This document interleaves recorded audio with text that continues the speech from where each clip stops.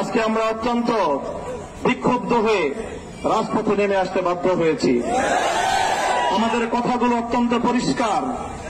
আমরা ধর্ষণ এবং জেনা ব্যভিচারের জন্য সর্বোচ্চ শাস্তি প্রকাশ্যে প্রয়োগের দাবি জানাই। সরকার ইতিমধ্যে আংশিক দাবি পূরণের পরিবেশ নিশ্চিত করবার পদক্ষেপ নিয়েছেন।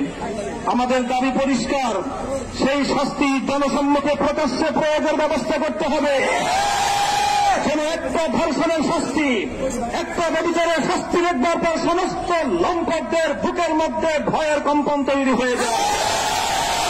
আমাদের স্পষ্ট আরেক দাবি হল, শুধুমাত্র ধর্ষণের কঠোর শাস্তির মাধ্যমে ধর্ষণ এবং ব্যভিচার বন্ধ করা যাবে না।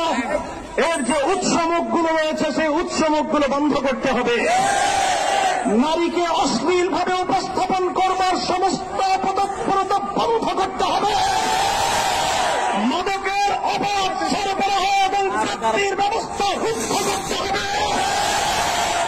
নারীকে যারা অশ্লীলভাবে উপস্থাপন করছে, সিনেমার বিলবোর্ড, বিভিন্ন চলচ্চিত্রের পর্দা, নাটক এবং টেলিভিশনের পর্দার মাধ্যমে যারা নারীকে ভোগ্য পণ্য হিসেবে, ব্যবসার পণ্য হিসেবে উপস্থাপন করছে, তারা মাতৃজাতির কলঙ্ক করছে। আমরা একটা সময় পর্যন্ত দাবি জানাবো, সরকারকে বলবো, এই যে রাস্তাঘাটে বিভিন্ন বিলবোর্ড, বিভিন্ন ডিজিটাল অ্যাডভার্টাইজমেন্ট, বিভিন্ন সিনেমা হলগুলোতে, নাটকের নামে টেলিভিশনগুলোর পর্দায় নারীকে অশ্লীলভাবে উপস্থাপন করার এই প্রবণতা রোধ করুন, এই অপতৎপরতা বন্ধ করুন। একটা সময় পর্যন্ত আমরা দাবি জানাবো। যদি আমাদের শান্ত আন্দোলনের ভাষা বুঝতে সরকার ব্যর্থ হয়, তাহলে তাওহীদি জনতা এই অশ্লীলতা আখড়াগুলোকে নিজেদের হাতে আমরা ভেঙে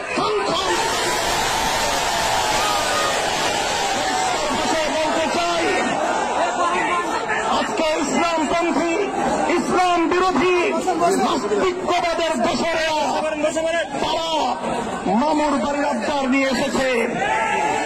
ওরা ধর্ষণ বন্ধ করতে চায় না। ওরা ধর্ষণ বিরোধী বিভিন্ন সংগ্রাম এবং বিভিন্ন সমাবেশের নামে রাজপথে প্রকাশ্যে নারী পুরুষ তারা অশ্লীল এবং যৌন আচরণের মাধ্যমে গোটা দেশ এবং জাতিকে কলঙ্কিত করার পরে তারা চালাচ্ছে। আরেকদিকে গোটা দেশে সিনেমা ব্যভিচার ধর্ষণের উস্কানি দেওয়ার জন্য অশ্লীলতার আখড়া সিনেমা হলগুলোকে উন্মুক্ত করে দেওয়া হচ্ছে।